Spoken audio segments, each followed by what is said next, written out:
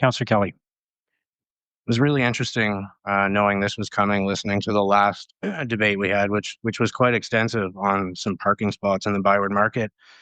I heard a few of my colleagues passionately talk about lack of notice and how they hadn't had the chance to properly understand the motion and the content. And I heard some of my other colleagues talking about really wanting to understand the full impact of something before passing that motion.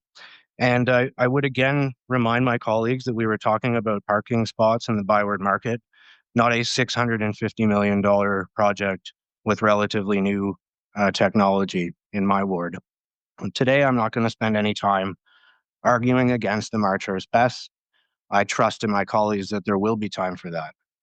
But what I must do today is communicate just how incredibly disappointed I am in the manner in which some have decided to move this file forward.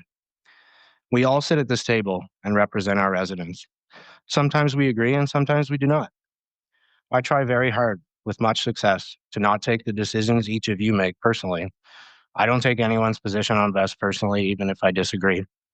But waiving the rules of procedure 3 days after receiving a letter from the applicant requesting an MSR and sending it to the next ARAC meeting without even a week's notice, pulling the plug on the planned public consultation is not something, Mr. Mayor, that I or any of my residents will take lying down.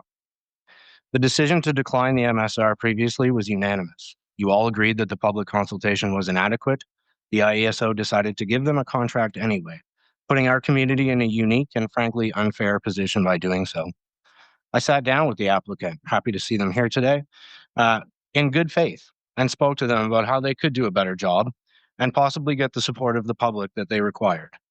That process, Mr. Mayor, is far from complete. They said they would hold a town hall style event in March. That did not happen. They have claimed that studies were completed, but they are not done. They still to this day cannot explain in any detail what their fire plan is, and their environmental assessment is not complete. Colleagues, we denied the MSR because of a lack of consultation. Now we are being asked to pull the plug on the consultation, on the very consultation the company promised my residents that they would do, and my residents included, would be much better informed if that was to take place, and we could make a much more informed decision. I've been told by many of you, including the head of this council, that you don't want to force a project down the throat of a community that was not comfortable with it. Now you not only seem to support that project, but are now actively working to circumvent the process that the applicant promised they would undertake.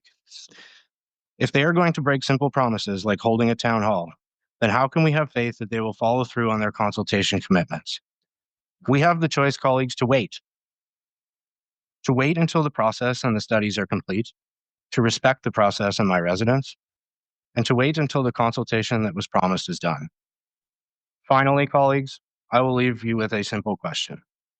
If for 1 second you can put yourself in my shoes, Monday, just before noon, you get a call saying a walk-on motion is coming in less than 48 hours to unnecessarily speed up the process on approving the biggest project your ward has ever seen, and one that has widespread opposition.